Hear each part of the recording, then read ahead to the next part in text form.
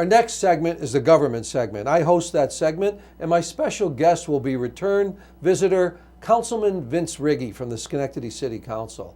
Councilman Riggi will be talking about the Schenectady City Council meeting process and how he was shut out of a couple caucuses recently.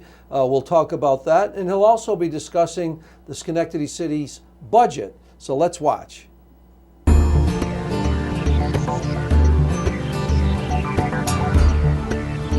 Hello everyone, and welcome to Impact. I'm Nick Barber, your host for the government segment. Today we have a frequent flyer mile earner, Councilman Vince Riggi. Vince has been here before. Yep. Welcome, Councilman Riggi. How are you? Good, Nick. Good. Thanks. You don't mind if I call you Vince? That's what you all knowing call you for me, about yes. 45, 50 years. Yeah, almost 50, right? Yeah, but you are our Schenectady City Councilman, and a lot has been happening lately in the city of Schenectady with finances, the budget, personnel issues, public safety. I mean, my God, there's so many things going on in city government, which is not unusual for many cities, but let's talk about Schenectady. Okay. Councilman Riggi, the first question I want to ask you, and we've heard a lot about it, is the caucuses in City Hall. And it's been in the newspapers, it's been reported, there's been comments made, but under the Freedom of Information laws, there are certain times when political parties can caucus without inviting press or the opposite party or other members of the party in. Or public. Or the public, and certain times they can't. What's going on? Could you tell us about this? I guess what's been happening? I was kind of caught by surprise with this. I attended for the month of October all the budget hearings with the department heads, going over line by line the budget. And I spent hours with the rest of the city council going over, asking questions, doing the whole bit. When it came time for the council to deliberate the budget, they called a caucus, and I was told to leave along with the press and anybody else from the public that was there. Is it legal? Yes. Is it ethical? I think not. I don't think that's the way a budget process should be. We're talking about public funds, people's money, tax money that we're spending, and I think the right way to do it is to be open and transparent as in everything else. So I felt like a ball player that was working out with the team, doing the calisthenics, running the laps, shagging the fly balls, taking batting practice, then when the game started was told to go to the showers. How would anyone feel when it comes to that? I was elected by people in Schenectady to represent them. I can't represent them if I'm not at the table. Now I know the other members of the council are saying that I was given my chance the following day. This was already set in stone. They went over everything with the way the budget was going to be. Yes, I was allowed to give my information, which was the same information that one of the council persons already had, because it came from Jason Cuthbert, and everyone knows that. It's not a secret. He's the one who supplied a lot of information about what was in the budget, what wasn't in the budget, what could be taken out of the budget. It was as simple as that. But I was still not part of the process. They eliminated assistant police chief's job. I didn't have any input in that whatsoever. I didn't have any input in a lot of things in that budget. So I personally think it's wrong, and a lot of my supporters and people out there that the city of Schenectady thought it was wrong. Well, I think that's the perception that they don't want to see, that government's not working together. I mean, you have the opportunity to vote as a council person on the budget or any amendments or any legislation. Yes. But this issue is the right to, or the purpose of a political party meeting in private without other members of the legislative body. Now, for the people that don't know out there on Impact, you're the only independent city council person on the city council.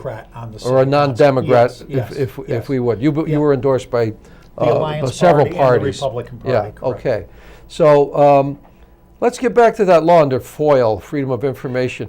Why? Let me ask you, why would a political party, whether it's Republicans, Democrats, or an independent or a separate political party, meet in a private caucus closed to the public and press in the first place? Well, why do they do these things? Why do political parties do these things? The spirit of it is to talk about political things. You know, party policy and whatnot. That's the spirit of it, but now it's got convoluted a bit, and it is legal. There was a case, I guess they changed some rules. I think the legislature did this years ago, and they can do this. But again, it isn't the spirit of a caucus. A caucus is supposed to be to discuss political party business. That's what everybody thinks, and that's what Funk and Wagnall says it is. That's what a caucus is. But it's turned into, if you don't want to have the public and the press there, or anybody that doesn't belong to your party, call a caucus, and that's what's been happening. You know, I don't know, maybe I'm wrong, but I remember in the past that caucuses shouldn't be held in the public building. They shouldn't be held in the public chamber. They should be outside the building in a restaurant or somewhere else, which I remember former city councils and county legislators used to do that. A political party would go meet at, Friendlies, and maybe after their meeting, they talk about business. Oh, what should the Democrats do? Or what should the Republicans do? What is our position on this? Wasn't that more the intent it's exactly of these private meetings? And I think, Nick, maybe the most grievous thing that I could see happen with this, the following week, the mayor vetoed the budget as it was presented. Yes. So we had to either decide to override the veto or let it stand, the veto. They met. The Democratic Party met, and I found this out through Channel 9, the press, that they met the day after Veterans Day, which was the commemorative holiday of Veterans Day, in City Hall, in a private meeting using City Hall on the commemorative day of Veterans Day, where veterans gave their lives. They met in the People's House. They gave their lives to have open government. And I thought that was a true slap in the face to democracy. So I didn't really have anything to say about the veto. I voted the way I thought it should be, overriding the veto, but I wasn't part of the process. I was elected to represent the people just like they all were. And I should be part of the process. It's just as simple as that. So essentially you got your right to vote on the issues, but you didn't know how we got to that point, got there. Or if let's say if you're a member of the council and you had a point, and maybe I agreed with the point, didn't agree with the point, so we could talk about it and see what your point is, what my point is, so we could discuss it and be one city council. That's what we should be. That's what we were elected to do.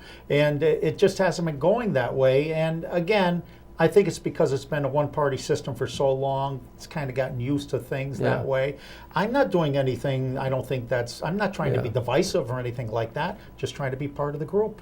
Well, even if FOIL says it's legal to have these private caucuses, excluding the press and other political parties or non-member party members, I guess the concern should be for public perception is,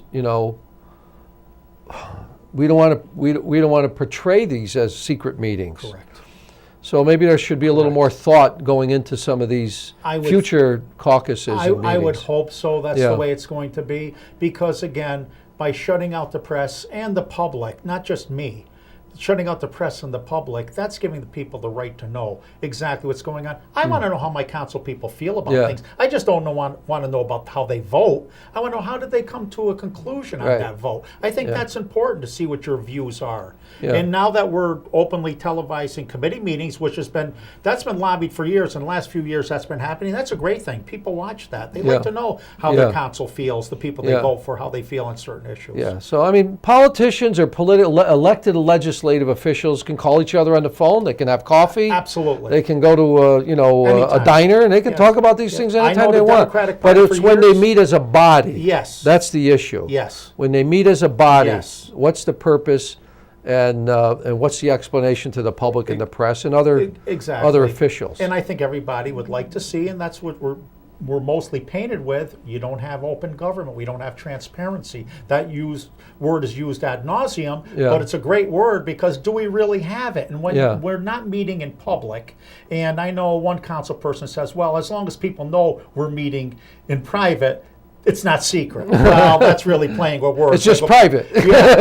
So, I mean, I can't buy that. If the public is not invited, are not allowed to be part. Executive session is another issue. Yes. When you're talking about I'm glad you personnel mentioned it. issues Yes, yes. and things Pending like that. lawsuits, Pending lawsuits, litigation. there's a reason for that Yeah. not to be public. That's protecting the corporation and the city taxpayers' money. Absolutely, absolutely. Right. So there definitely the spirit of that rule is very clear. Yes. And we always ask before we go into executive session, we ask the Corporation Counsel, are all these items we're going to speak to executive session items? And they'll Yes. say yes or no, Yeah. and then we'll call executive session Yeah. if that's the way it is. Well, hopefully we can learn some lessons from this, and I you know, hope let's so, see what too. happens in the future. Yeah, I hope and so, you've too. been an example, your situation of, you know, the public's interest in more information and open government. So let's see what happens. Yeah. Even though no laws were broken. No, there- they you weren't. know, there weren't. But Like I said, it's a perception. legal, but I think it Yeah. should be the other way. Let me be part of the group. That's all. That's what I was elected to do, and that's Absolutely. all I'm asking to do. All right, well, thank you. Let's move on to budgetary Yeah. issues. You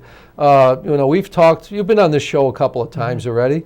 We've talked about budgetary issues, and you know, what's going on with some of these budget issues besides maybe your late notice of some of the personnel changes and things. But That was one. But tell us a little bit more about the budget and your information that you get and your perception of the budgetary process Okay. in the city of Schenectady. This is my first time being involved personally with the budget process as a councilman. And I just assumed when the budget was presented to us that the items in there, like we'll say expenses, they're true expenses, what they should be to run the city. Yes. Well, come to find out, again through Mr. Cuthbert, pointed this out, there was padding done in certain of the expense lines. There was money added in. Now, I know some will argue that's for contingency. Okay. The one thing I find hard to swallow is lease payments. I don't see how lease payments needs a contingency. A lease payment is a lease payment. Your lease payment on your car is $295 a month. It stays $295 a month for the length of the lease. It doesn't change. It's a contract. Yes, there's no need for contingency on that. So the contract shouldn't change. Correct. And there was There should be no variables. Yeah, and there was a lot padded into the lease payments. A lot of money. How was that over explained? $1 million. It really wasn't, Okay. and it wasn't explained by our finance director. Just said Okay. that it was used for contingency purposes. I can see maybe in health insurance add 10% in case health insurance may go up the following year. Yes. Things like of that nature. But lease payments, I Yeah. can't buy that. They should have been over budgeted the way they Yeah. were. And Well, to it's the no tune of secret almost $1 that million. governments, you use the word pad, but over predict Yes. revenues, Revenues and they under predict expenses. expenses because they want to get a favorable tax rate. Yes. And maybe it's a wing and a prayer approach to budgeting, but But in this case, Nick, it was kind of the opposite. Maybe the revenues were overstated, which I believe they may be, and that's normal. But the expenses were also overstated. So I think at the end of the year, we can give each other a pat on the back and say, you did a great job. You came in under budget. Did we really? Yeah. Because I felt that we're still overcharging the taxpayer for what they're getting. Okay. And I lobbied. I voted against the budget the first time around because You it did. came down to 1.7. Yes. I thought it should have been 0. Okay. And the money, the documentation that I had to present supported that. And it was not so irresponsible. it wasn't just a grandstand play. No. You did some research, Yes. and you honestly believe that the city could have come up with a zero-based budget. Yes, I do. Because Okay. there was enough money that was padded in that budget to support taking that out, and it wouldn't have changed the mayor's budget all that much. Okay. And so we could have gave the taxpayer a 0% I increase. see. Okay. And I don't think that was irresponsible. In my eyes, that's not irresponsible. That's being responsible, telling the people exactly what they're getting for their money. Yes. Okay. What other budget issues besides the leases? Were there any other projections that you identified? There was a elimination of a couple of jobs were in there. Of course, that's the mayor's protocol, you know, if he Mm-hmm. Yes. wants to lay people off Right. or hire. I know some people will say that, and even in Jason Cuthbert's position, for the city council to hire him back, the city council does not hire or fire anybody. We fund positions. Yes. That's what we do. We can fund positions in the Yeah. budget, but the personnel itself, that's up to the administration. That's the administration's call, Yeah. who they want to see in those positions. City council is a legislative branch of government, and policymakers Correct. and the administrators, whether That's it's a the strong mayor. mayor or your administrators take care of that. But Yes. but you would have to vote on certain things if they Yes. came before the council. Yes, and there has to be, again, a balance between that too, and you have Yeah. to work with the mayor, and we're willing to do that. I've always got along okay with the mayor on Yes. a lot of issues. Yes. We don't see eye to eye and everything, Yeah. and we shouldn't. But that's government. That's the way it is. That's good government. I think that's good gov- government. I That's think what the you mayor give and feels the take. same way, that he, he realizes that everybody's not going to agree with him. Right. That discussion and exchange of ideas is a good thing. Well, as a matter of fact, his veto was overridden by the city council. His own council. Yeah, his own council. So that's his own They were all- council? other than Yeah. myself, they were all members of his political party. So Yes. it shows you it was only one person that didn't vote to override. So Right. it shows you there was support to override his veto. So they Yeah. didn't get along, and everybody's talking to each other, and that's the way it should be. That's good. You know, we're watching, you're watching Impact, and we're visiting with Vince Riggi, city councilman from the city of Schenectady. We're talking about budgetary issues and meetings and things like that. Councilman Riggi's been very active in neighborhoods before he was elected to the city council. Vince, how are things going in the neighborhoods? Have you seen any changes? I know that was a big issue with you, and of course the whole city council and the mayor, about quality of life in neighborhoods, crime, nuisance issues, litter, broken glass. You know the drill. I was able to work with the Schenectady Police Department. There is a dedicated patrol out at certain times, and they're not going to say when it's going to be, to target quality of life issues, which Good. I think is great. And that's Good. a good That's thing. that's a good thing. There's obviously still problems in Schenectady in the neighborhood, but there's some associations, like the Mount Pleasant Neighborhood Association now, they're renewed and vibrant, and they've painted like 170 hydrants or something over this past summer, which I think is terrific. Good. So when you have interest in neighborhoods, and there's so many good neighborhood associations that have, Goose Hill Neighborhood they're Association. I'm a terrific. member. Yeah, Yes, yeah. they're terrific. They're very important these Yes, days. they Neighborhood are. associations. Extremely Yes. important, because they can bring the problems in the neighborhoods to people like myself and Yes. to the mayor, so these problems can be addressed. And I think it's terrific. That's really a great thing. Neighborhood associations are so important, and people should get involved and stay involved with your neighborhoods, because Good. that's where all the ideas, and when there's problems, that's how we can find out Yeah. about these problems. And you were a great motivator for that before you came on the council and now. Yeah.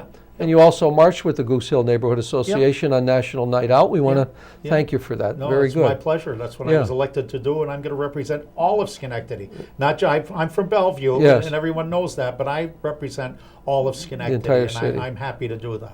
Well, thanks for your service. We only got a minute left. Is there anything else you'd like to get out there to the public regarding city council business?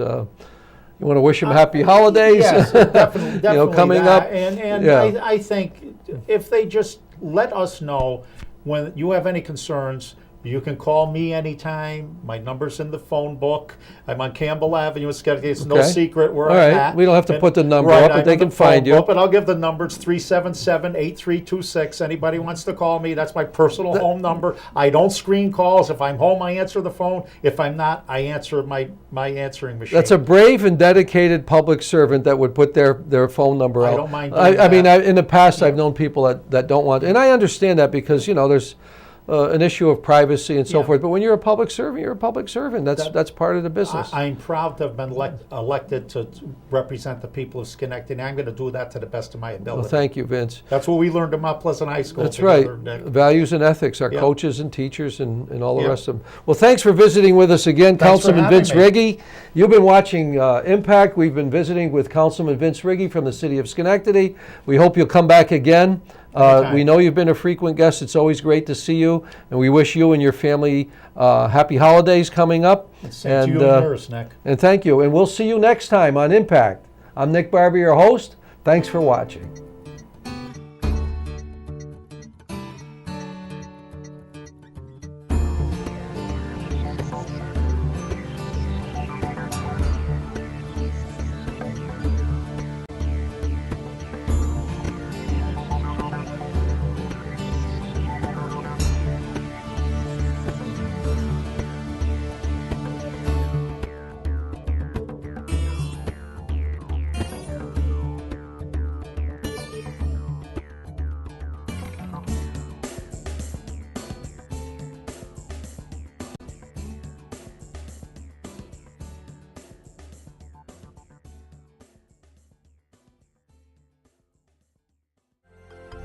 Proctors, bringing the best in arts, education, and entertainment.